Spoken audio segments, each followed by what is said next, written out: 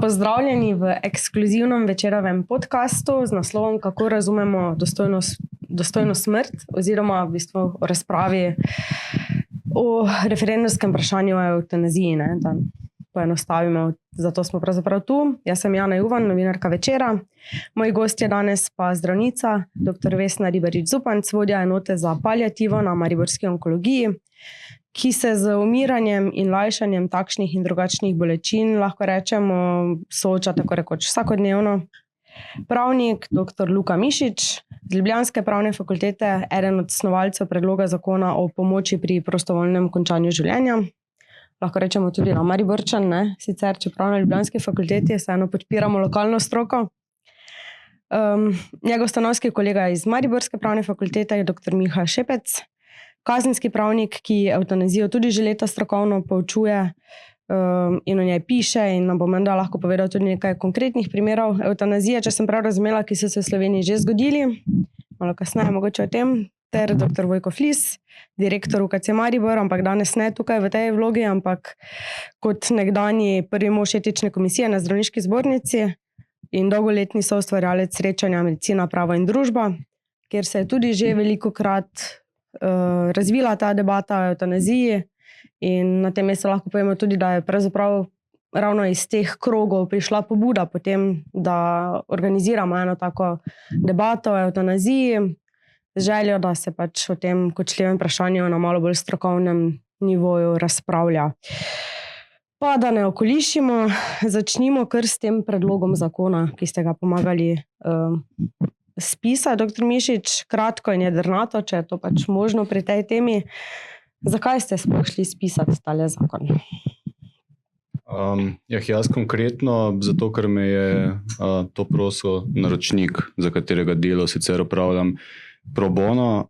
Zakaj se je za ta korak, zakonodajni korak odločil naročnik?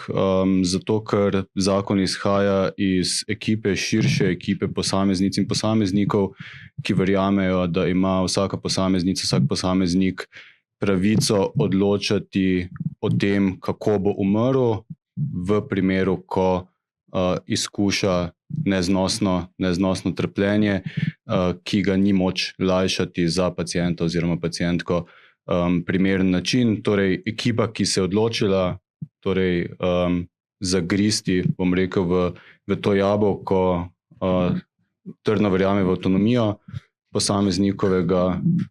posameznikovo zasebno avtonomijo, pravico do odločanja in je zato to je po moje prvi, tak bom rekel, paradigmatični razlog, zakaj smo se odločili pripraviti ta zakon. Tako se mi zdi, da nekako v javnosti mogoče nekateri pojmi niso čisto razjasnjeni, pa če čisto, povemo, kakšna je razlika recimo med pomoči pri samomoru, med evtanazijo, med legalnim samomorom, različne variante tega slišimo. Lahko se kar po želji vključite, kdo se čuti poklicanega za te stvari. Referendumsko vprašanje ni o zakonu. Referendumsko vprašanje je, ali je nekdo za prostovoljno končanje življenja ali pa za prostovoljno odhajanje iz življenja, pri čemer to referendumsko vprašanje se ne spušča v podrobnosti, ki so pa zelo pomembne. Skratka, ena izmed možnosti je samomor s pomočjo, druga izmed možnosti je evtanazija. Če govorimo o samomoru s pomočjo, potem dejansko to nima takih družbenih razsežnosti, kot ima legalizirana evtanazija. Zakaj mogoče, če to razložite? Vsaka družba sloni na načelu ne ubijaj, ki ni absolutno načelo, ampak varuje skupnost. To je prav staro načelo, nima nobene povezave z verskimi ali drugimi pogledi. Zdaj, nekatere skupnosti to načelo varujejo bolj strogo, drugo puščajo več, recimo zelo liberalno filozofsko bi rekli, več avtonomije posamezniku, in znotraj te avtonomije je lahko tudi vprašanje ali pa odgovor, da se odločiš ti sam, kdaj boš odšel iz tega življenja. Vendar je pa potem problem, s katerim se vsaka skupnost sreča, kako bo to seveda instrumentalizirala. Ali bo to prepustila posamezniku, ker imamo v Sloveniji že tako težave s samomorom, približno 400 samomorov na leto, svetovno povprečje je 100, recimo na toliko in toliko prebivalcev v Sloveniji imamo 50, kar pomeni, da smo precej na vrhu. Skratka, samomor ima v Sloveniji neke posebne značilnosti. Po drugi strani pa, če govorimo o evtanaziji, ki jo zakonsko opredelimo, dejansko ustanovimo javni servis, javno službo, ki jo bodo ljudje začeli uporabljati. Karkoli pač že kot javno službo ustanovimo, ljudje začnejo uporabljati. Tako so začeli evtanazijo na Nizozemskem ali pa v Belgiji uporabljati in število ljudi, ki so na takšen način umrli, je začelo naraščati in ves čas narašča. In seveda tukaj vidimo neznanske težave. Lahko govorimo o anatomiji posameznika, ko pa pridemo do podrobnosti, ki v tem zakonu tudi niso bile dobro opredeljene, potem pa, če smo nespretni, se lahko srečamo pač seveda z ugovorom ali pa z odporom do tega zakona, še posebej, če se ne vsi kot celotna družba ne odločimo za to. Recimo Nova Zelandija je imela leta 2020 referendum, ki je bil zavezujoč in vezan na njihov zakon, pa se je 68% prebivalcev odločilo za to pot, da se evtanazija legalizira, vendarle pa so zelo skrbno premislili, kako so potem to instrumentalizirali. Če to instrumentaliziraš v Sloveniji kot neko javno službo, kjer je nekdo zadolžen, da drugega usmrti, potem bo to najbrž povzročalo odpore, če se s tistim niti ne pogovarjaš, ki si mu to naložil. Se mi zdi, da imate vi, dr. Šepec, nekaj to za dodati? Jaz bi morda tukaj malo razčlenil. Samomor pomeni, da nekdo sam sebi vzame življenje, se vrže pod vlak, se utopi ali kaj podobnega. Potem imamo pa dve opcije, ki ste obe nekako smatrate kot evtanaziji, čeprav niste čisto enaki. Ena je, da zdravniki oziroma zdravniško osebje posamezniku da smrtonosno tekočino ali neko zdravilo, ki ga sam zaužije in povzroči svojo smrt. Torej nek način pomoč pri samomoru. Evtanazija je pa, da zdravniško osebje na nek način uspava tega človeka.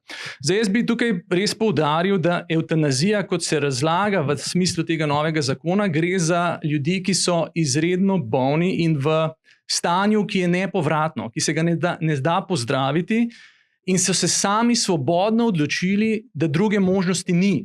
Torej, evtanazija je temeljna pravica vsakega posameznika, da se odloči, na kakšen način se bo zdravil, ali pa da se odloči, da zdravljenje ne želi, ampak ne samo, da ga ne želi, torej da zavrača zdravniško pomoč, ampak da želi od države, da to težko življenje, ki ni več vredno, pravzaprav naziva življenje, preneha. Torej, jaz mislim, da je to temeljna pravica, ki bi jo vsakdo moral imeti. Za pravno državo se mi zdi sramota, da tega še nimamo urejenega.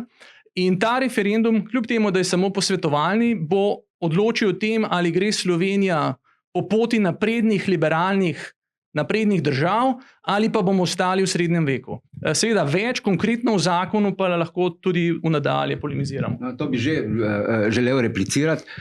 Slovenija ni edina država, ki nima legalizirane evtanazije, pa ni edina država, ki bi v tem zornem kotu bila v srednjem veku. Tudi Avstrija nima, Švica nima, pa Nemčija nima, in to z razlogom. Ampak zdaj, če legaliziramo to javno službo, pa rečemo, da to omogočamo kot javno službo, tako kot recimo pokojnine ali ne vem kaj, nekomu, ki je bolan in kjer seveda zdravila ni, potem moramo reči, da takih bolezni je izjemno veliko. In tukaj se srečamo s paradoksom medicine, od katere se zahteva, da ljudi zdravimo in podaljšamo življenje, potem pa v nekem trenutku pa rečemo, ok, vredo je to življenje, nevredno življenja, zdaj pa ta ista medicina naj še konča s tem življenjem.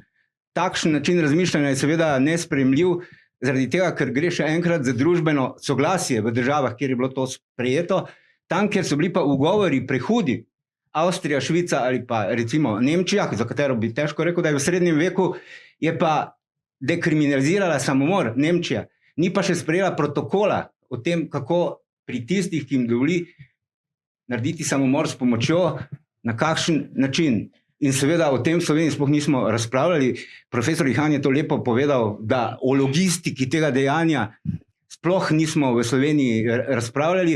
Jaz bi pa temu rekel, da o tem socialnem orodju je potrebno govoriti, kajti to ni samo zakon, ki ga sprejmeš, ampak moraš potem sprejeti tudi, kako bo to potekalo. O tem še mogoče tudi kasneje, ne? Ampak mislite, da bi potem recimo zdravniška stroka bolj bila naklonjena recimo neki taki ureditvi v smeri Avstrije, pomoč pri samomoru? Ne, nasploh se spremeni pogled na zdravljenje.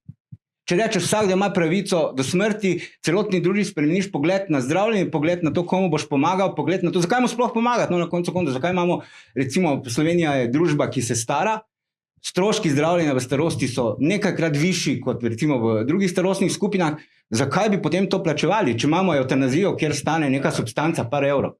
To ni vsakdo, to je terminalno bolan človek, ki nima več druge rešitve. In tudi zakon zelo jasno pove, da gre za terminalne bolezni, ki so ali smrtonosne ali pa povzročajo tako trpljenje in v bistvu mučenje posameznika, da ni več druge poti. In da zdaj družba preprečuje temu posamezniku ta spokojni izhod iz tega sveta, to se meni zdi nedopustno. Torej, govorimo o terminalno bolanih osebah, rakasta obolenja, tetraplegiki, torej ljudje, katerih življenje pravzaprav ni več vredno naziva življenje.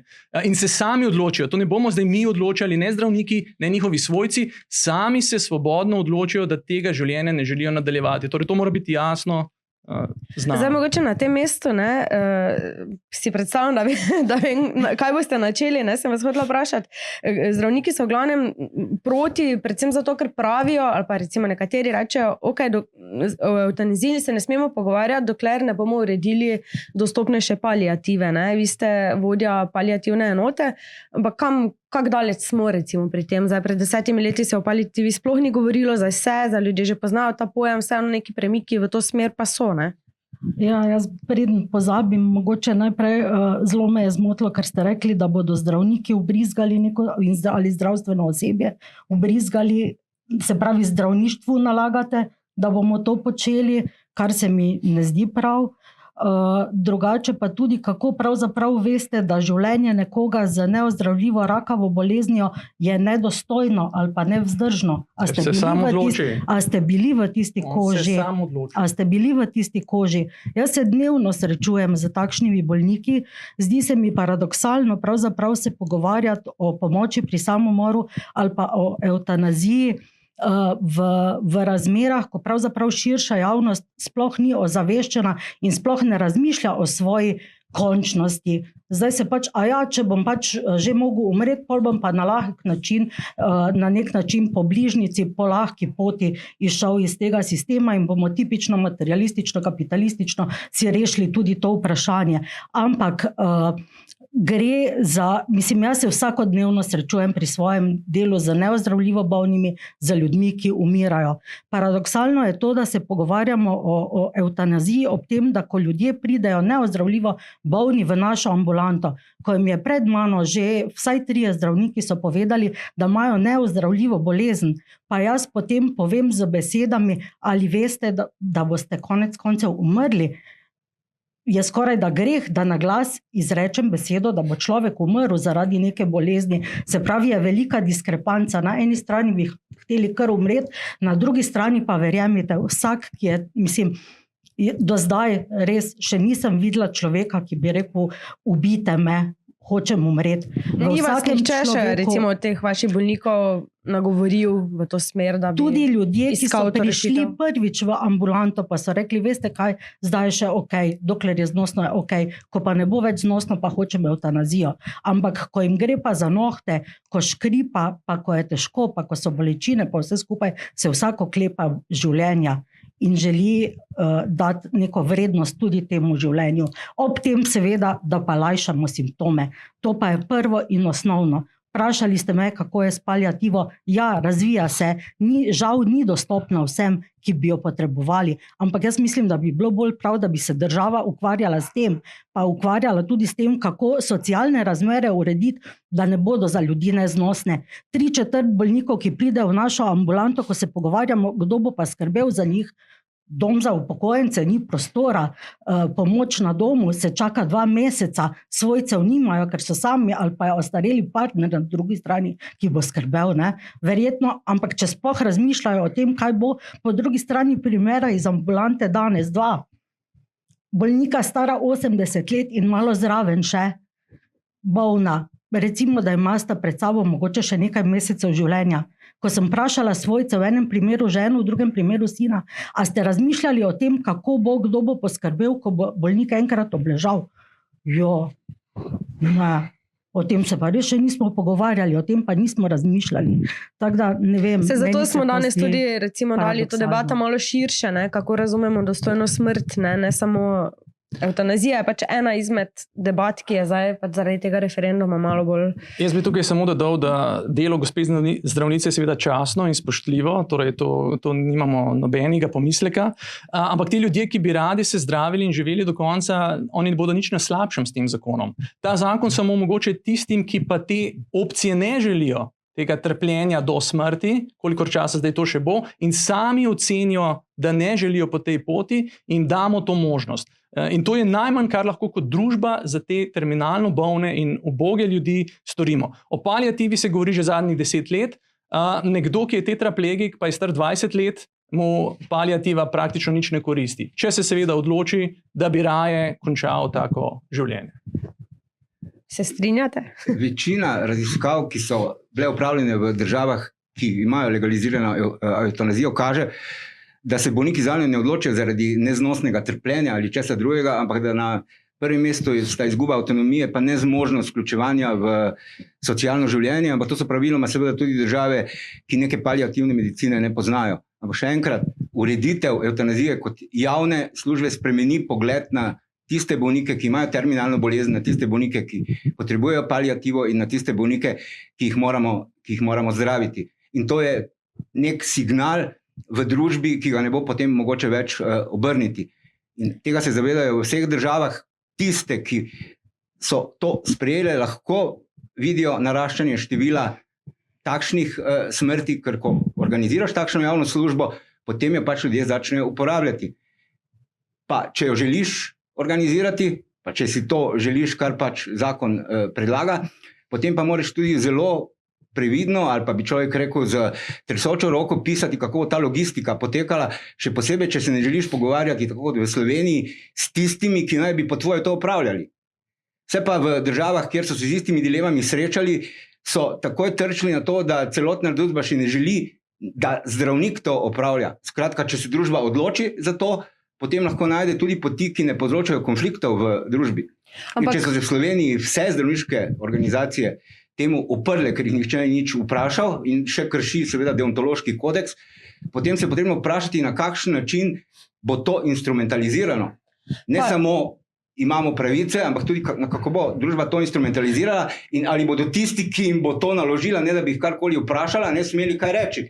Če smo v svobodni družbi, ne, potem lahko tudi tisti, ki imamo ugovore, nekaj k temu rečemo. No, torej, zdaj če prav razumem, je problem v Sloveniji, da se zdravnike nič ni vprašalo, ali so, če vas malo izvojim, slovenski zdravniki toliko drugačni od zdravnikov v tujini, kjer je pač... Od avstrijskih, francoskih, belgijskih, nemških, od belgijskih in nizozemskih pa ja. Ampak potrebno je tudi pogledati kulturno zgodovino Belgije pa Nizozemske, kjer je v ozadju protestantizem, pa potem pogledati celo ostalo kulturno zgodovino držav, ki niso v srednjem veku, kjer so tudi ugovori drugačni. In zdravniki niso nič posebnega, nič vzvišenega ali karkoli, ampak imajo svoj deontološki kodeks. Ta kodeks pa je nastal, pa pustimo Hipokrata, ampak že Hipokrat je rekel, da ga je napisal zaradi tega, ker je večina zdravnikov tolovajev, kradljivcev, mazačev in tako naprej.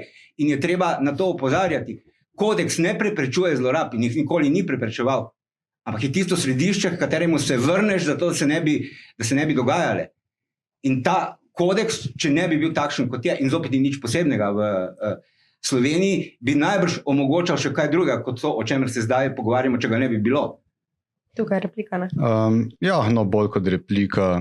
Želel bi samo mogoče izpostaviti dejstvo, da se v bistvu vprašanju umiranja povezanega z evtanazijo ali pa pomoči pri prostovoljnem končanju življenja, ne v katerikoli obliki že, če boste pogledali vire, tako strokovne, znanstvene, kot tudi medijske, v bistvu v Sloveniji govori že zelo dolgo. Javna razprava, formalna in neformalna, okoli konkretnega zakona, ki se je v času in prostoru spreminjal, pa poteka zdaj že 3. leto. Dejstvo, da se z zdravniškimi organizacijami predlagatelj ni pogovarjal, ne drži. Drži pa, da niso sodelovali pri izvorni različici zakona, zato ker je bila odločitev predlagatelja zakona takšna, da bo pripravil osnutek zakona in se potem pričel pogovarjati z deležniki. In zakaj so ti deležniki prav zdravniki oziroma zakaj skupnost družbena skupnost prelaga to odgovornost ali pa obveznost na zdravnike in zdravnice, ki bodo mimogrede uživali pravico do ugovora vesti, zato ker čutimo oziroma ker predlagatelj čuti, da gre za tisto skupino strokovnjakinj in strokovnjakov, ki so najbolj poklicani na področju, da odločajo o vprašanjih povezanih z dostojno smrtjo oziroma ne nazadnje tudi zaradi varnosti pacienta aktivno sodelujejo v postopku. Tako da razlog je v tem smislu povsem pragmatičen in je nekako izkaz najvišje ravni zaupanja do medicinske oziroma širše zdravstvene stroke, v katero tudi ne nazadnje verjamemo, da bo jasno sposobna v postopkih aktivno sodelovati, da gre za strokovno usposobljene kadre, drži na ravni izvrševanja predpisov, bo potrebno opraviti še formalne, kot tudi v tem smislu čist vsebinske korake, ampak ta odločitev v bistvu je rezultat visoke ravni zaupanja. Še enkrat pa bi res izpostavil pravico do ugovora vesti, ki velja v sistemu zdravstvenega varstva na splošno, jasno bo pa veljala na splošno, v razmerju do etično občutljivih storitev zdravljenja in bo po naravi stvari veljala tudi v razmerju do te storitve. Je ta institut, torej ugovora vesti, naj bi bil dovolj recimo za zdravnike, da se lahko temu izognejo, če se želijo? V tem primeru so to nekam ohlapna stranska vrata, zaradi tega, ker zdravniki se v svojem študiju ne učijo, kako usmrtiti bolnika, ravno obratno. Za vsako zdravljenje so priporočila in protokoli in nimajo dobenega od teh znanj, ki jih pač zakon predvideva. Poleg tega pa ugovor vesti uporabljajo tudi druge države, ki pa ne nalagajo zdravniku dolžnost, da usmrti nekoga drugega, kot je v tem predlogu, kar je seveda v vsaki civilizirani pa ne srednjeveški družbi nesprejemljivo. Da nekomu drugemu naložiš dolžnost usmrtitve, potem pa rečeš, no ja, sicer sem ti naložil dolžnost, ampak lahko pa rečeš, ne, da boš uporabil ugovor vesti, pa tega ne storiš. In potem tisto, kar je še posebej pomembno, v nekaterih državah so izkulpirani od tega družinski zdravniki. Kakšno naj ima bolnik zaupanje v svojega zdravnika, če ve, da se lahko nekje neka komisija dogovori, pa ga prisili v to, da bo sprejel prostovoljno sklep o končevanju življenja. Namreč ne smemo se slepiti. Številni ljudje, vidimo Nizozemska, Belgija ali pa tudi izkušnje iz Združenih držav Amerike, so lahko pod takšnimi ali drugačnimi psihološkimi pritiski družine, da na koncu pravzaprav vsi pri sebi popustijo, pa rečejo, ne bom jim več v breme, ne bom jim več v nadlego, pustil jim bom, da živijo svoje življenje in se bom pač odločil, da odhajam iz tega življenja.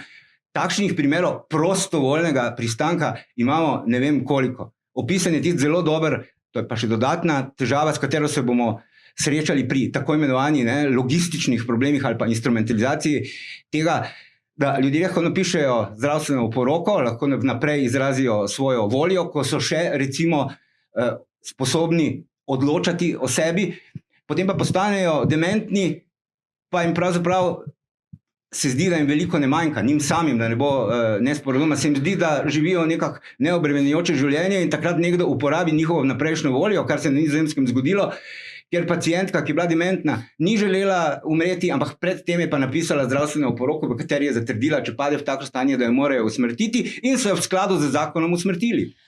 Torej, mislite, da je možno najti neke take varovalke? V Sloveniji smo dostikrat tako zelo dobri v iznajdljivosti, kako bi temu rekla, izmikanju zakonov. Je možno postaviti dovolj varovalk, da je to potem varno za take primere, o katerih dr. Flis govori? Mislim, zdaj spet bolj kot replika, mogoče odmik od teh anekdotičnih navedb in pravzaprav je tudi tale vaša navedba anekdotična. Ja, seveda, na vsakem področju človekovega delovanja je moč najti zlorabe. Kolega je strokovnjak z področja kazenskega prava in sistem kazenskega prava, kazenskih sankcij, v bistvu sistem preprečevanja kršitev in sankcioniranja, in kršitve se ne zatiskajmo se oči, zgodijo lahko na področju pomoči pri prostovoljnem končanju življenja, lahko pa se dogajajo danes v sistemu zdravstvenega varstva, pa za sistemom zdravstvenega varstva samim na sebi na sebi ni nič narobe. Ne? Pravo ureja družbena razmerja in jih skuša urediti do te mere, da do zlorab ne bo prihajalo. Jasno so pa zlorabe mogoče na prav vsakem področju človekovega delovanja in tudi jasno na občutljivih področjih človekovega delovanja. Zakon pa je ravno zato procesno zelo gradiran, vanj v postopek je vključenih več medsebojno nepovezanih zdravnikov, ključen je notar, ključen je strokovnjak psihiatrične stroke, ne nazadnje na koncu odloča komisija in pacient oziroma pacientka lahko od postopka na katerikoli točki odstopi. Še več, ravno zaradi dvoma je bila izključena možnost uveljavljanja pomoči pri prostovoljnem končanju življenja kot na izključni podlagi akutne duševne motnje. Naknadno je bil v postopek vključen psihiater, enako velja za že omenjenega notarja. Tako da zakon v tem smislu je procesno zelo gradiran, bo preprečil vse zlorabe. Ne, lahko bi si verjetno zdaj namislil učbeniške primere, ko bi bil odgovor ne, ampak to velja za prav vsako področje človekovega delovanja. Če sem že pri besedi, zelo na kratko, ker je dr. Flis omenil nalaganje dolžnosti. Ne, zdaj mogoče za prava nevešče slušateljice in slušatelje ni pravice brez obveznosti. Ne, po naravi stvari mora pravici pacienta oziroma obvezno zavarovane osebe slediti obveznost javne zdravstvene mreže oziroma obveznost izvajalca zdravstvene dejavnosti. Ne, ravno zaradi te obveznosti pa še enkrat že omenjen odgovor vesti. O anekdotah, ne, pa o anekdotnih primerih, če že nimamo Nizozemske ali pa Belgije. Zadnji primer, ki sem ga slučajno dobil v roke kot izvedenec na sodišču, pacientka je šla k notarki in prostovoljno prepustila svoje premoženje neznanim osebam in par dni po tistem je umrla in potem so morali izvedenci retrogradno ugotavljati, da je bila pač v stanju depresije in jeze glede svojih sorodnikov, dejansko v afektu in je v afektu to napravila. Hočem povedati, ko nekoga stisneš ob zid, potem je prostovoljnost vprašljiva, pa da o zlorabah sploh ne govorimo. In zakon tega na nikakor način ne preprečuje in nima dobenih varovalk, ki bi takšno dejanje preprečile. Druga stvar, ki pa se mi zdi zelo, zelo pomembna, če se že pogovarjamo, ker gre za družben sporazum, gre za družben konsens.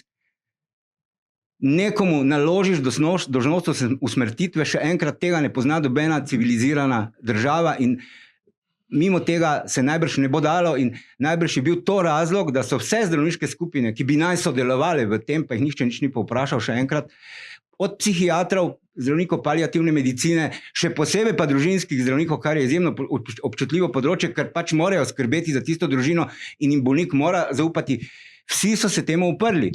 In če bomo šli z glavo ali pa če bomo želeli z glavo skozi zid, potem bo zakon pač dosegel ravno svoje nasprotje, ker se bodo zdravniške skupine po posameznih vejah medicine v celoti distancirali od tega. Psihiatri, paliativni zdravniki, družinski zdravniki, skratka vsi, ki se jim to naloži, ne da bi se z njimi sploh pogovarjali, pa ki se jim dodeljuje neke vloge v javnem življenju, čemur ne dodeljujejo nikomur drugemu.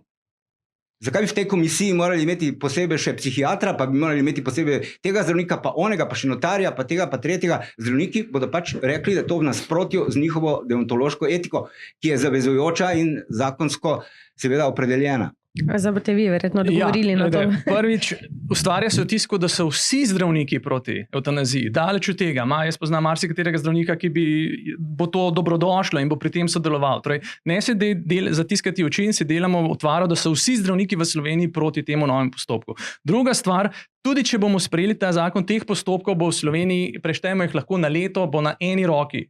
Torej, to bo par primerov na leto, manj kot 10. Torej, potrebujemo nekaj malega zdravnikov, ki se bodo vključevali v te postopke, dela se pa vtis, da bo to zdaj celotna medicina, tisoče zdravnikov bodo sodelovali v teh postopkov, ki jih bo minimalno.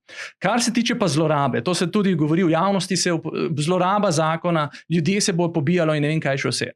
Jaz kot kazenski pravnik, prva stvar, ki pogledam pri vsakem zakonu, so, kako se ga bo dalo zlorabiti, kje so luknje, kaj se bo dalo narediti. In lahko vam povem, da ta predlog zakona ima toliko varnostnih mehanizmov, da je to najbolj varen zakon, ki sem ga jaz prebral v svojem življenju. Če temu zakonu ne zaupamo, govorim pa o čem? Torej, ta, ki se bo odločil za evtanazijo, bo prvo se pogovoril s svojim družinskim zdravnikom, potem bo psihiater se vključil, potem notar, potem se ustanovi komisija. Vsi te lahko na nek način zavrnejo njegovo odločitev po evtanaziji. Torej, toliko nekih varnostnih mehanizmov, da jih nikjer drugje v nobenem zakonu ni, vključno s kazenskim zakonikom. Tako da, če se zdaj bojimo zlorab, potem je bolje, da kar opustimo pravno državo, ker vsak policist, ki ima pištolo, vsak zdravnik, ki ima skalpel, vsak politik lahko 1000-krat bolje zlorabi pravno državo in svoje pooblastila kot s tem zakonom, ki, kot še enkrat ponavljam, ima toliko varnostnih mehanizmov, da je praktično nemogoče, seveda lahko pa se zgodi, da bo nekdo zdaj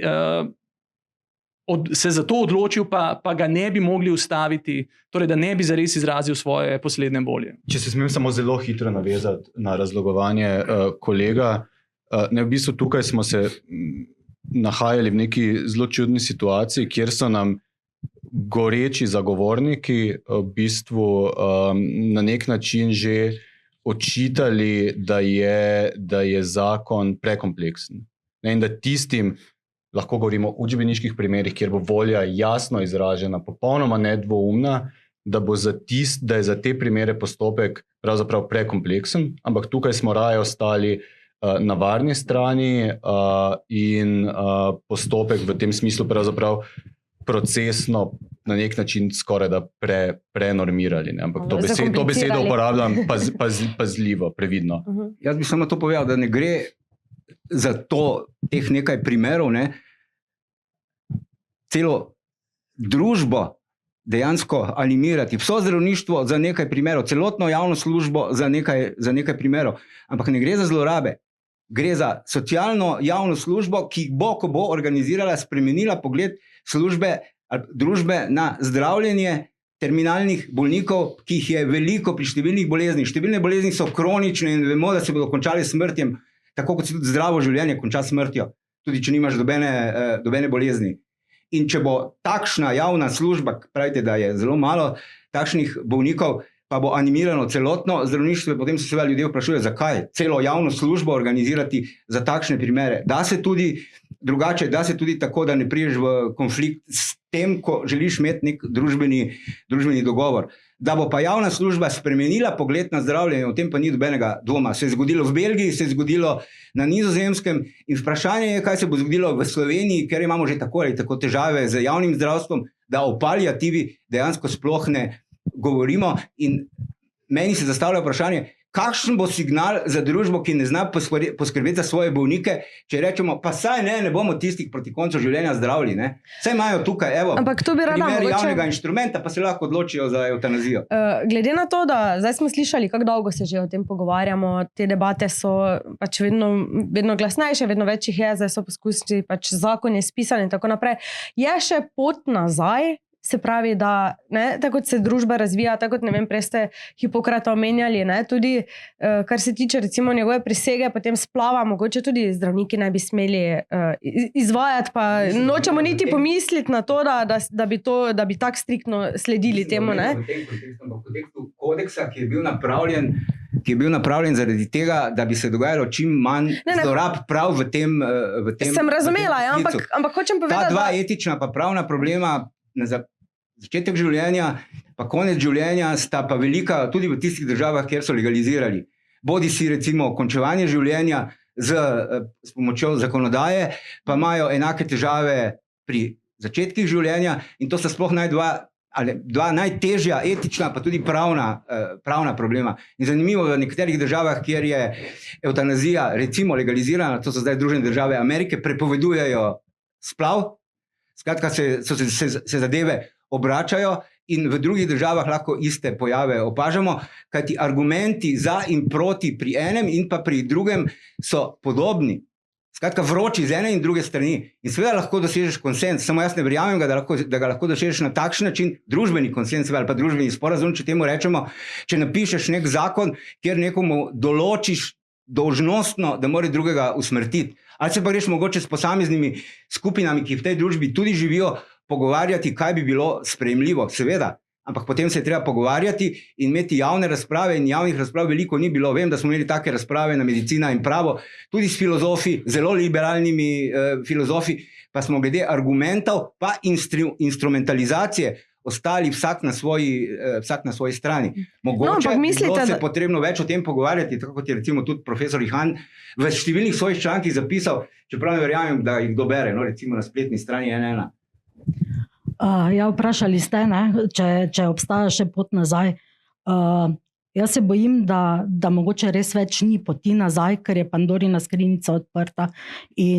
Ampak me to izjemno žalosti, ker pravzaprav gre pri vsem skupaj za krizo vrednot družbe, kjer prihaja do raznoraznih in bo prihajalo še do večjih perverzij, ki vodijo nažalost v propad družbe in civilizacij, tako kot se je dogajalo v preteklosti. Gre pa za vrednote družbe, zato ker papir prenese vse. Na papirju so lahko zakoni super, in sploh. Žalostno pa je, da so primeri iz vsakdanje prakse, ko si, 12 ur ob bolnikih, ki umirajo, pa dostojno umrejo na koncu, anekdotični primeri. To mi je pa žal. Zato, ker morali bi vrednote vzpodbujati v cenjenju življenja, cenjenju tudi zdravja in spodbujati preventivo in se ukvarjati tudi z socialnimi problemi, da ne bojo ljudje trpeli v socialnih stiskah, ko zbolijo. Kot je profesor Flis povedal, največ ljudi želi iz osamljenosti potem zaključiti vse skupaj. Ali pa ker jim svojci mogoče dajo vtis, da bi se radi, da jim ne bodo v breme. Ampak če se ti pogovarjaš s takimi ljudmi, pa na eni strani imaš družino, pa svojca, kar v paliativi počnemo, lahko hitro pridemo do tega tudi, da temu pa ni tako, da so se mogoče v družini napačno razumeli, da bi želeli mu pomagati, pa si on mogoče na prav način ni pustil k sebi. Kaj pa pravite na to, prej smo malo slišali, da mogoče zdravniki nekateri vseeno ne nasprotujejo, da je to neka glasna večina, ki mogoče utiša tiste, ki pa so za evtanazijo, pa morda ne upajo na glas tega v strahu pred tem, da bi stopali v neki svojem cehu? V naravi vsakih združenj je, tako kot je združenje Srebrna nit, pač dalo ali pa sprožilo predlog zakona, je, da se pač druga združenja združijo in potem pač povejo svoje mnenje. To še ne pomeni, tako pri volitvah, ne, da so vsi enoznačnega razmišljanja, da vsi enako razmišljajo, in seveda ni mogoče govoriti za vsakega zdravnika. Mogoče pa je govoriti, kar so združenja povedala, od psihiatrov do družinskih zdravnikov, do paliativnih zdravnikov, in seveda z mojega zornega kota je njihove argumente potrebno poslušati, če želimo družbeni dogovor. Če pa družbenega dogovora ne želimo, potem bo pa tako kompleksen zakon, kot je, ker je tisti, ki ga je šel brat, dosegel pač svoje nasprotje, ker so v ta zakon ali pa v tem zakonu našteti številni zdravniki, ki pač tega ne bodo želeli upravljati. In potem bo zakon dosegel svoje nasprotje. Te bodo imeli ugovor vesti in ne bojo nič na slabšem. Pomembno je, da evtanazija in ta zakon nikomor nič ne vzame. Vsi bodo samo na boljšem.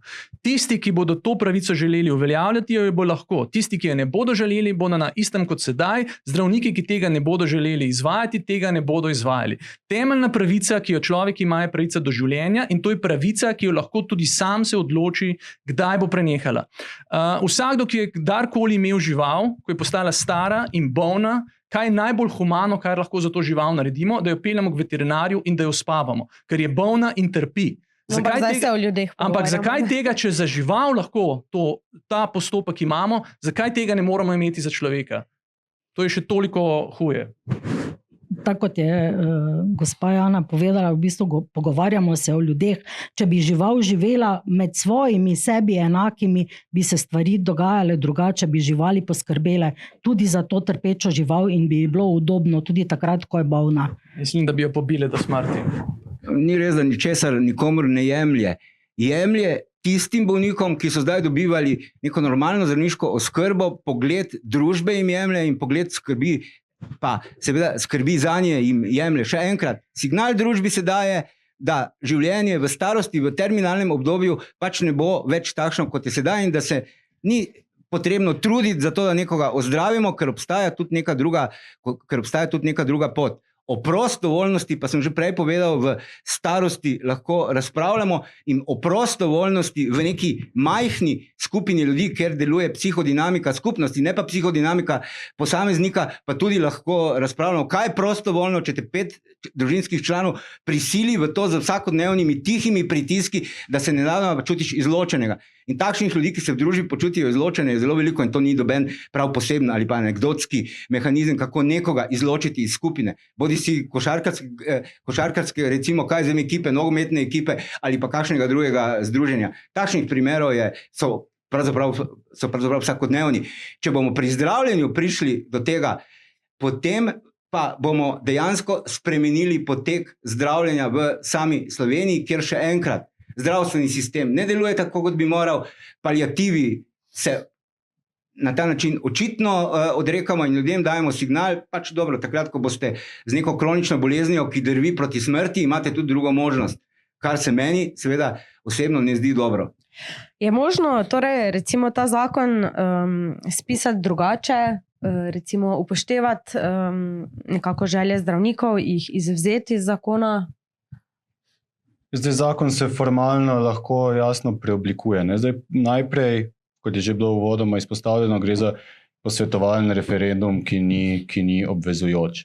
Ne, v tem smislu je zdaj žogica po prvem branju zakona pravzaprav na strani formalnega predlagatelja, najverjetneje ne v tem primeru vlade. In v zakonodajnem postopku se jasno lahko določbe zakona seveda spreminjajo. No, pa kako bi bilo to potem možno izvesti, recimo brez te prisile zdravnikov, proti kateri so vsa ta zdravniška združenja? Ja, zdaj, še enkrat, zdaj prisila zdravnikov, gre za razmerje pravic in obveznosti v pravnem sistemu kot neki hierarhično usklajeni, bom rekel, enoti, na ta način.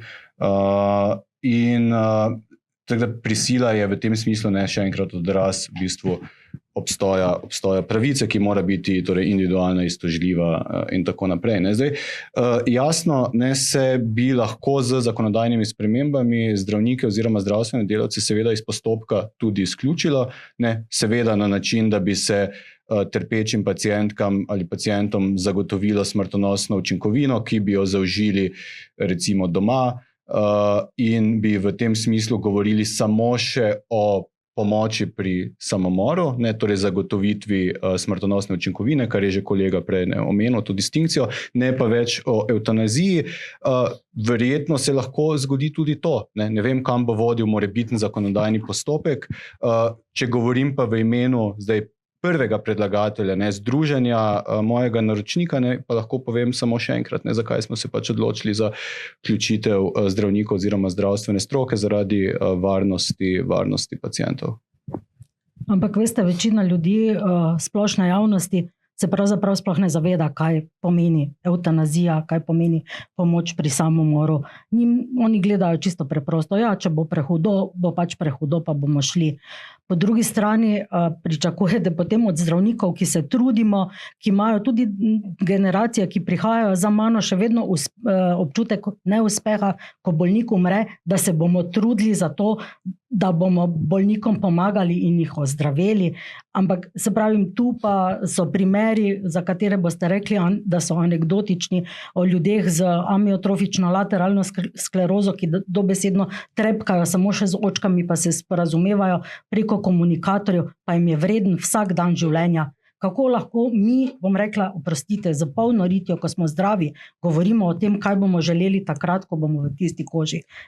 Ja, dopuščam tudi možnost, da ko bom tam, si želela to, ampak nekaj vnaprej, neke stvari govoriti, ja, takrat se da pa tudi zlorabiti, pa ne vem, meni se zdi, da to ni prav, da bi ljudje to počeli, enostavno.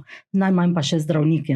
Jaz bi se kar navezal na gospo zdravnico, kako lahko mi s polno ritjo, s katerimi ni nič narobe, odločamo o usodi nekoga, ki bi si pa ta postopek želel in ga nujno potrebuje in to njegova zadnja pot. Torej, mi mu zdaj onemogočamo izvršitev njegove temeljne pravice, ko si želi, torej v tem hudem bolezenskem stanju, oditi iz tega sveta.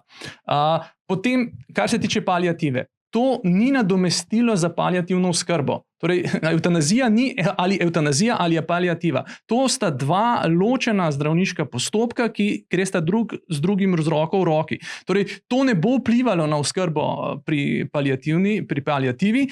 Poleg tega, če bi paliativa že zdaj bila tako vrhunska, da tam bi vse potekalo Ne, saj ni, ne, to je odlično, ravno problem. potem mogoče sploh ne bi potrebovali tega. Zato pa je mogoče to še ena alternativa, ki je. Ampak kot rečeno, Ampak to zdaj se ni mi zdi, nadomestilo. da ste na istem. Ne? Vi tudi pravite, da če bi bila dobra paliativa, Ne, da jaz mogoče pravim, potem da ne bi rabili Še vedno evtanazije. sem za to, da imamo dva ločena postopka. Jaz mislim, da evtanazija je najbolj temeljna pravica od vseh pravic v zdravstvu. Meni, po mojem mnenju, nad splavom in nad vsem ostalim.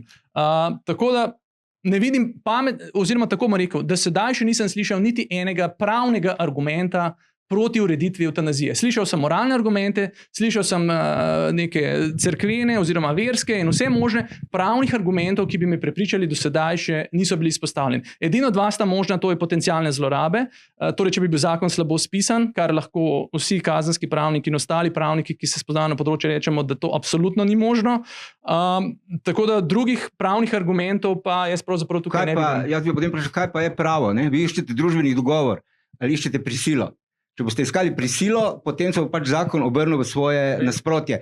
Če iščete kot pravo, kot neko definicijo družbeni dogovor, potem je pa seveda argumentov veliko. Zdaj vseeno, ali govorite o pravnih argumentih, ali pa poslušate tiste, ki vam neke druge argumente predstavljajo, kaj je potem pravo. Vi stalno izhajate iz tega, kako bo zdravnik bogi, ki bo moral zdaj ta postopek urejati. Tako je, stalno govorite o zdravniku, ki tega ne bo želel početi. Mene pa zanima pacient. Če to organizirate kot javno službo, dajete signal družbi, da zdravljenje ljudi, ki imajo terminalne bolezni, je postavljeno v drugačno luč. Ne govorim o bogem zdravniku. Jaz govorim o tem, da dajete signal družbi, da se ne rabi več truditi z tistimi, ki so zelo bolni, ker lahko poiščejo drugo pot. Ta signal se mi zdi izjemno nevaren. Kar se pa tiče zdravnikov, kot pač neke poklicne skupnosti v neki družbi, vendarle imajo pravico, da povedo, kaj si o tem mislijo. Tako kot vi kot pravniki imate pravico. Jaz še do zdaj nisem slišal v Sloveniji še enega dobrega argumenta, ki bi zdravnike prepričal, naj sodelujejo pri tem, da se zaletijo z glavo v vaš betonski zakon. Mislim, če se že tako pogovarjamo. Imate vi kak tak argument mogoče tega betonskega zakona? Ja, zdaj bi mogoče razbremenil kolega Šepca, to je, če smo že tukaj mi, ne, moj betonski zakon, v katerega bi se zaleteli. Sicer bi pa rad, mogoče, ne vem, poudarja se ta vidik v bistvu družbene percepcije ali pa sobivanja v družbi, ne, bil že večkrat izpostavljen, pa ga bom mogoče skušal približati pravnemu okviru. Ne. Če bi pogledali kodeks medicinske etike tam do poznih 90-ih, se mi zdi, da okrog leta 97-98, je vseboval navedbo, ki je pravico do splava oziroma splav kategorizirala kot družbeno zlo. Ne? In je v tem delu v bistvu nastopilo neko, bom rekel, neskladje z ustavno pravico do svobodnega odločanja o rojstvu otrok, in te določbe danes kodeks več ne vsebuje. Ne? Kar pomeni, da se je tudi na tem področju družbena percepcija spremenila, ne? In jasno, pravo se dinamično prilagaja spremembam v skupnosti, drži, da pa jih do neke mere preko zakonodajalca, in kar je odraz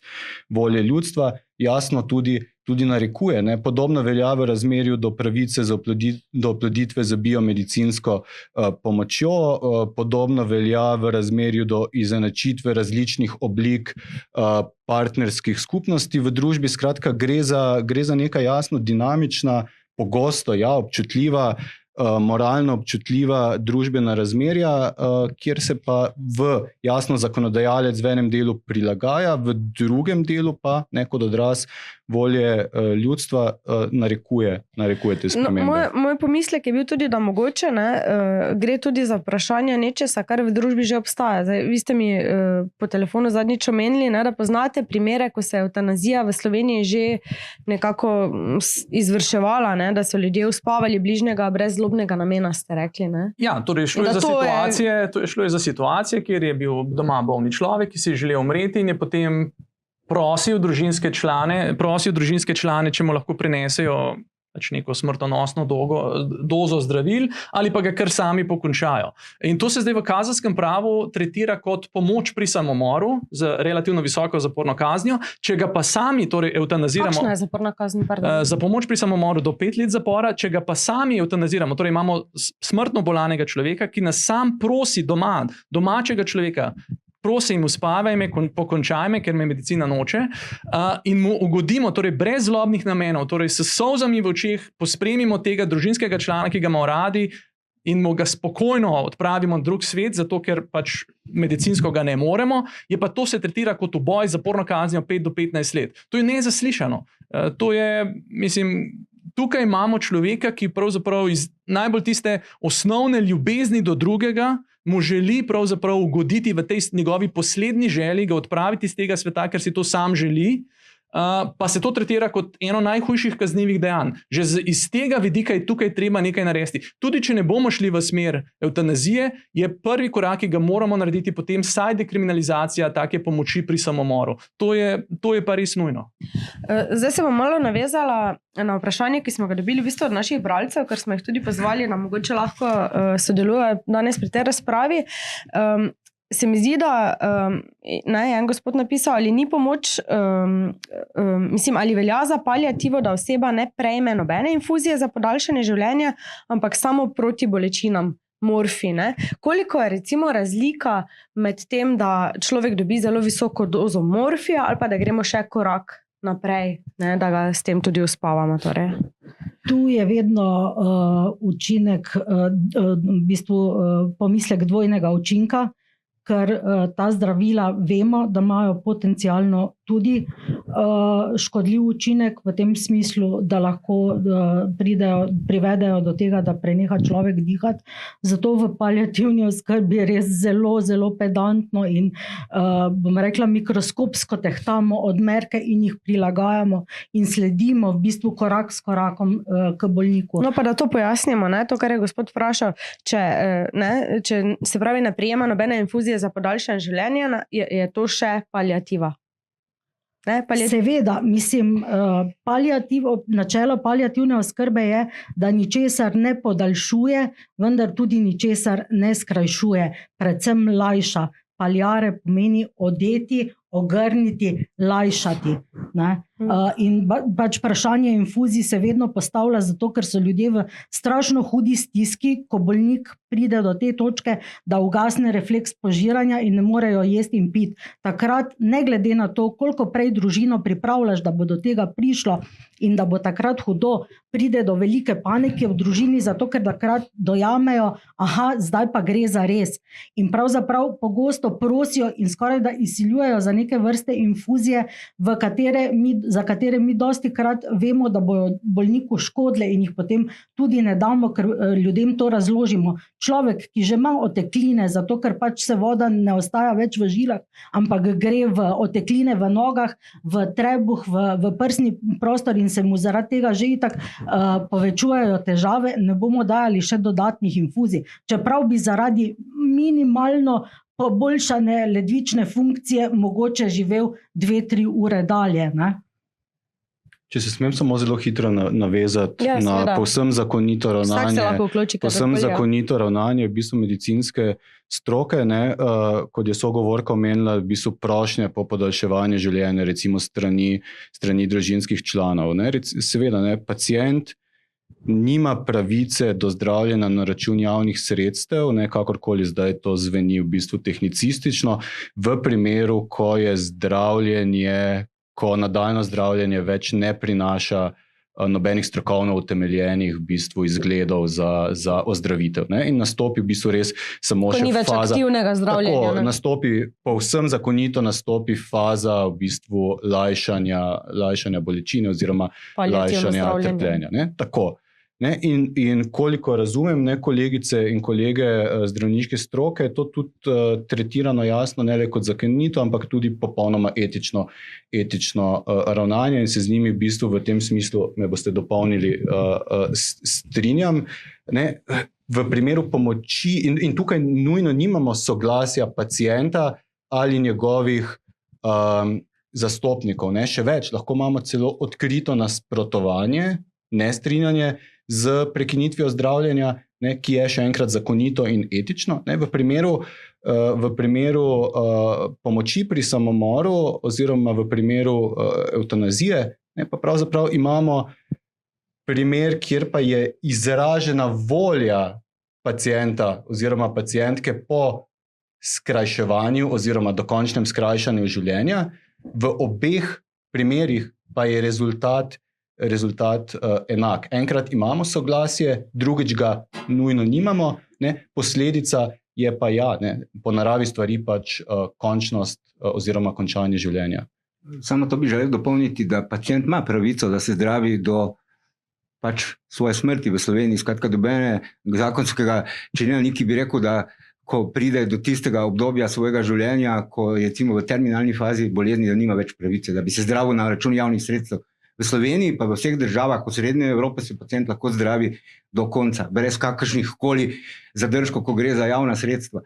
Res pa je, da medicina, pa tudi intenzivna medicina, pozna številne odtenke tega, kako ravnati, ker se pač zavedajo, da ko govorimo o življenju takrat, ko odhajamo, da govorimo o ekstremno občutljivih stvareh, ampak ne na papirju, ampak v sodelovanju z bolnikom, v sodelovanju v svojci, in da je potrebno izjemno previdno uporabljati izrazoslovje. Zato medicina tudi pozna razliko, pravo pa ne, med aktivnim dejanjem pa med recimo pasivnim dejanjem, ko gre za kazniva dejanja. Medicina pa seveda ima tukaj drugačno izrazoslovje prav pri teh težavah in so izjemno občutljive. Razprave o tem, kaj se dogaja v intenzivnih enotah, kaj se dogaja takrat, ko nekdo odhaja tega življenja, in nismo prepričani, ne, da poznamo vse resnice. Ko ste pa rekli, kam bo družba šla ali pa kje smo, pa smo tam, da pač potrebujemo dialog, ki ga do zdaj ni bilo. Tudi na tem srečanju Medicina in pravo, ki smo ga imeli, je profesor Ihan, pač ga citiram zaradi tega, ker je bil eden izmed redkih, ki je pač o tem govoril, rekel, da o tem pač moramo razpravljati in se pogovarjati. Ampak tudi s tistimi, ki imajo drugačne tudi zato smo danes drugačne poglede. Ne? Z enostranskimi pa ne bomo prišli. Nismo tudi še govorili nič o tem, ne? Zakaj recimo ne bi bila dovolj ta zakonsko urejena vnaprejšnja zavrnitev zdravstvene oskrbe. Ne? To, kar je že možno, se pravi, na določeni točki reči, ne bom se več zdravil. Ja, ker to na nek način omogoča samo tistim, ki, kako bi rekli, so v takem stanju, da bo do smrti prišlo samo od sebe. Ne? Torej, če dam recimo tetraplegik, se ne more odločiti, da zavrača zdravstveno pomoč in bo kar sam zdaj umrl od tega. Ne? Poleg tega pa to je lahko povezano z dolgotrajnim trpljenjem. Če meni zdaj rečejo, da imam neko hudo rakasto bolezen in da bo zdaj 3 mesece hudega trpljenja in si tega ne želim, mi nič ne pomaga, če rečem zavračam medicinsko pomoč. Čez tiste 3 mesece bo moral iti. Tako da jaz mislim, da to ni povsem enakovredno. Naslednja stvar, ki bi jo pa mogoče tukaj še omenil, ta pravica do evtanazije. Ta pravica, to ni zdaj nekaj, kar bo Slovenija omogočila in drugje ne obstaja. Torej, vsakdo, ki si zelo želi evtanazijo, gre lahko v tujino to narediti in moramo se zdaj vprašati kot družba, ali smo res tako zavržni do teh ljudi, ki to želijo, da jim tega doma ne omogočimo in jih silimo, da hodijo v tujino na evtanazijske postopke in njihove družinske člane, da se vozijo z njimi v tujino, potem v tuji državi, v tujih prostorih naredijo ta hud poseg za celotno družino in potem se vozijo še domov, namesto da bi to naredili v domačem kraju. Na to moramo porekati, ne, to ne obstaja. Nobena država ne nudi tujim državljanom evtanazije. Tisto, kar lahko v drugi državi, in tukaj je Švica izjema, lahko opraviš samomor s pomočjo, nikakor pa ne evtanazije. In če smo že prej tako strogo ločevali med samomorom pa med evtanazijo, potem je treba to tukaj poudariti. Nikamor se ne moreš odpeljati in tam zaprositi za evtanazijo. Jaz bi se najprej sogovorniku dr. Flisu zahvalil za popravek. Drži, pravica do zdravljenja obstaja še naprej, ni pa pravice do točno konkretne izbrane storitve zdravljenja. Ne, o konkretni storitvi odloča medicinska stroka in prav je tako. Tukaj pa morda za primer uzakonitve pravice do, v tem primeru recimo pomoči pri prostovoljnem, torej pomoči pri samomoru, ne, če zdaj pustimo ob strani evtanazijo, ne, pozabimo, da v trenutku, ko bi ta pravica bila določena v sistemu obveznega zdravstvenega zavarovanja v Sloveniji, ne, oziroma v sistemu javnega zdravstva, ne, v tem in v Sloveniji ne bi zagotovili, bi pa pacient oziroma pacientka lahko imela pravico do zdravljenja v tujini, v tistih državah, v katerih to pravico zagotavljajo. Ne? In tukaj govorim zdaj o pomoči pri samomoru, ne pa. Zaradi tega, ker vse države, kjer je evtanazija legalizirana, pa če vzamemo anglosaške ali pa ne anglosaške, izrecno imajo določilo v zakonu, da tega ne morejo uporabiti tujci. Skratka, evtanazije kot take ne, pomoč pri samomoru v evropskem prostoru pa v Švici, pomoč pri samomoru v anglosaških državah tujec tudi ne sme zahtevati. Recimo Avstralija, Nova Zelandija recimo kot ena izmed držav, ki je leta 2020 po referendumu sprejela ta zakon, ki zaobjema obe možnosti, to se pravi samomor s pomočjo pa evtanazijo, izrecno kot zadnjih držav znova velja samo za prebivalce te države, za tiste, ki se pa priselijo, pa samo takrat, ko so dobili državljanstvo. Skratka, celo tisti, ki imajo dovoljenje za bivanje, ki lahko živijo tam, ne morejo zaprositi v Avstraliji ali v Novi Zelandiji, da jim omogočijo evtanazijo, da o drugih evropskih državah sploh ne govorimo. Skratka, tu pa bi res prosil, da se govori tako, kot je v resnici. Mislim, stalno govorimo o evtanaziji in pač kot skupen izraz za oba postopka. Seveda, dr. Flis ima prav, hotel sem samo povedati to, da te ljudje, ki lahko sami si vzamejo to smrtonosno dozo, morajo iti v tujino, oziroma to, kar naša medicina oziroma tisti, ki so proti evtanaziji, pravijo tem ljudem, ki lahko odločajo o svoji usodi, ne, tega postopka nimaš, vrži se pod vlak. To je v bistvu sporočilo. Če evtanazije ni, potem je sporočilo tistemu, ki bi rad končal svoje življenje, ker medicina tega ne omogoča, je sporočilo, vrži se pod vlak. Ja, to je edino sporočilo. Koliko takih samomorov poznate? No? Drugače pa tudi to, trpel boš 3 mesece do konca življenja. Kdo bo to bolniku povedal? Kdo mu daje tako sporočilo? Zdravnik verjetno ne. Zato, ker se zdravniki trudimo olajšati trpljenje bolnikom. Ne? Dobil bo od onih, moji pa so umirali, ne vem v kakih časih, pa verjetno v prostoru, kjer tudi medicinska oskrba, osnovna ali pa tudi paliativna niso bili dostopni. Drugače pa danes bi se morali pogovarjati o smrti, o umiranju, o minljivosti ljudi, da bi se ljudje začeli tega zavedati, da smo končni in potem ceniti vrednote, ki jih lahko v življenju vzpostavljamo. Ne? To pa je potem že skoraj da poveličevanje smrti. Meni se pa nisem noben verski fanatik, samo kot en človek, ki spremljam umirajoče, to gledam in govorim. Še eno vprašanje smo dobili v bistvu danes od naših bralcev, ne? In sicer so vprašali, ali ni pomoč pri prostovoljnem končanju življenja v nasprotju z ustavo. Oziroma, koliko, ne, to je tudi pač en izmed malo kritik tega zakona, koliko drugih zakonov bi morali še spremeniti, če bi tega želeli sprejeti. No, bo kolega, glede drugih zakonov, jaz bi mogoče samo glede ustave, pravica do življenja je. In samo ta pravica je lahko omejena sa strani države, kdaj država lahko vzame nekomu življenje. Seveda, če se pa posameznik sam odloči in se sam odloči, da pravice ne želi več izvrševati, in seveda to zakonsko natančno reguliramo, kdaj je torej evtanazija ali pomoč pri samomoru uzakonjen medicinski postopek, to absolutno ne more biti v nasprotju z ustavo. In tudi ni v neskladju z evropskim pravom človekovih pravic v tem smislu, da je na tem področju v bistvu državam članicam oziroma državam pogodbenicam dano široko polje proste presoje. Lahko se odločijo, da bodo pravico urejale, lahko se odločijo, da ne bodo urejale. Takrat, ko jo urejajo, jo mora urejati na način, torej procesno in materialno ustrezen način. Kar se pa tiče spremembe drugih zakonov, pa zelo na kratko, če si poslušalci ogledajo končne in prehodne določbe predloga zakona, kazenski zakonik, zakon o zdravstvenem varstvu, zdravstvenem zavarovanju, zakon o zdravstveni, če se ne motim, zakon o lekarniški dejavnosti, glede smrtonosne učinkovine, pa mogoče še nekaj področnih sprememb. Dobro, jaz upam, da smo vseeno danes nekaj dilem razrešili, ne? Kot rečeno, ta referendum za nedeljski bo posvetovalni, ne? Pa mogoče jaz sem za mnenje pri pripravi na današnji podcast prosila tudi sodelavce, ne?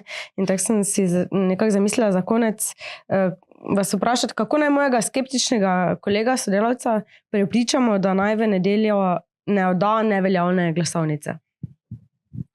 Jaz bi rekel tako, da vsakdo naj razmisli in se postavi v vlogo in si domišlja, kaj bo, če bo sam kdaj v taki situaciji, da bo terminalno bolan ali v neki hudi zdravstveni okvari, kjer bo edini izhod pravzaprav samo še smrt, naj se malo zamisli, kaj bi takrat izbral. In jaz mislim, da vsi tisti, ki so zdaj proti uvedbi tega novega postopka, bi v primeru, da se bi znašli v tisti končni situaciji, si želeli, da se lahko vrnejo nazaj v čas in obkrožijo za. Torej, da Slovenija nastopi v korak naprednih držav in to v zakoni. Jaz nimam počutka, da Slovenija ni v družbi naprednih držav, razen če mislimo, da je Nemčija ali pa Avstrija zelo zaostala država. Podatki kažejo nekaj povsem drugega. Ja, po drugi strani pa seveda želimo si vsi, da ljudje gredo, glasujejo in glasujejo tako, kot stvar vidijo. Eni jo vidimo kot ne črno-belo, tako kot želi prikazati, drugi pa bili drugače. Ampak to, kar je povedala gospa doktor, pa tudi mora vsakdo razmisliti, ali v tistih trenutkih, ko ga neka bolezen zadene, resnično želi takoj umreti, ali pa je v vseh nas tista življenjska sila, ki nas ustavlja pred tem, da bi življenje končali in poiščemo pomoč, zaradi tega, ker še vedno je veliko bolezni, ki so kronične, veliko bolezni, vsaka bolezen na koncu življenja se konča smrtjo, vse bolezni drsijo proti smrti in ali si takrat želiš pomoč paliative, ali pa si želiš, da bo družba imela družbeni instrument, orodje, ko te bodo ljudje gledali po strani in ti bodo rekli, veš kaj, ti si bolan, ti ne sodiš k nam, zelo preprosta pot je, da odideš in bomo mi lahko živeli drugače. Ja, jaz bi težko rekla, da lahko nekomu rečemo, naj si predstavlja, kako bo takrat, ko bo, ker nihče od nas ni tam, ko bo. Ne? Ko pa bomo tam na tistem mestu, šele takrat bomo vedeli, kaj si želimo. In jaz iz tega, kar vidim in kar doživljam, verjamem, da si vsak želi živeti, dostojno živeti in tudi dostojno umreti. To mu pa z razvojem medicine in tudi paliativne oskrbe in medicine lahko ljudem omogočimo. Če bi bilo več energije posvečene temu in medčloveškim odnosom, razvijanju empatije med mladimi namesto odtujevanja, ko bomo res lahko gledali kot smrt in usmrtitev kot nek instrument, ki je, ne, če ni ok, pač lahko gremo po tej poti, potem bo res tak, ne? Se pa bojim, da je s tem naša človečnost tudi zelo na preizkušnji. Odkimavate? Ja, seveda, da odkimavam, zato ker ko bo, če bo, pa nikomor tega ne želim, nekdo kdaj v taki situaciji, je edino, kar mu lahko omogočimo, to, da ima izbiro, da se sam odloči, ali želi paliativo, ali želi zdravstveno oskrbo, ali bo zavrnil to, ali pa če se izbere postopek evtanazije ali pomoči pri samomoru. To je najbolj človeško in humano, kar mora pravna država zagotoviti. Še zaključne besede? Moje življenje, moja pravica, oziroma tvoje, vaše življenje, vaša pravica. V redu, hvala lepa. Kot rečeno, ne, to je posvetovalni referendum, upam in pričakujem, da bodo take debate še tudi v prihodnje, ne glede na to, ne, ali bo ta posvetovalni referendum sprejet oziroma potrjen ali ne. To je bil torej Večerov podcast z naslovom Kako razumemo dostojno smrt. Vse ostale Večerove podcaste najdete na platformah za podcaste in na Večerovem YouTube kanalu. Vabljeni, da se na njih naročite. Vabljeni tudi k branju tiskanega Večera in seveda na večer.com, kjer smo z vami vsak trenutek dneva. Hvala lepa. Hvala lepa tudi vam. Hvala.